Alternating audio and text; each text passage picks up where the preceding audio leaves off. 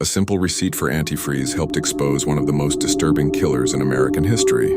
Not a fingerprint, not a confession, just the last slip from a small-town hardware store. This is the story of the butcher of Plainfield.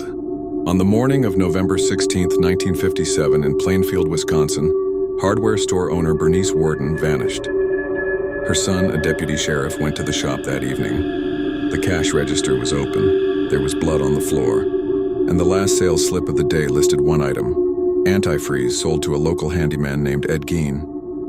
Police picked him up at a nearby grocery store and drove out to his isolated family farmhouse to look for Bernice. Plainfield had no idea what was waiting behind that door. For years, neighbors had seen Gein as a shy, strange man who did odd jobs, read pulp magazines, and kept to himself after his mother died. The town thought of him as lonely and odd, not dangerous. Then officers stepped inside the house and the case stopped being a simple missing person. Inside, they found Bernice Worden dead on the property. As they searched further, they discovered human remains from more than one person, and household objects fashioned from bones and skin. Later, Gein admitted that he had not only killed, but also dug up bodies from local graveyards to build a private collection inspired by his obsession with death and his mother. Investigators eventually linked him to two known murders. One was Bernice Worden, the other was Mary Hogan, a tavern owner who had disappeared in 1954. Parts of her remains were found in the house.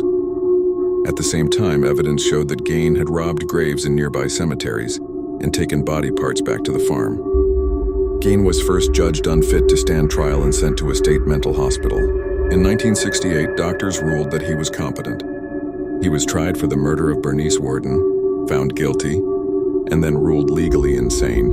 So he was committed to a secure psychiatric institution instead of prison. Ed Gein spent the rest of his life in state hospitals in Wisconsin until his death in 1984. For a quiet farming town, the case was a shock that never fully faded. A missing hardware store owner, a receipt for antifreeze, and an aging handyman led police to a farmhouse that changed horror stories forever. In the end, it was that one ordinary sales slip that pointed straight to the man behind the Plainfield farmhouse of horrors.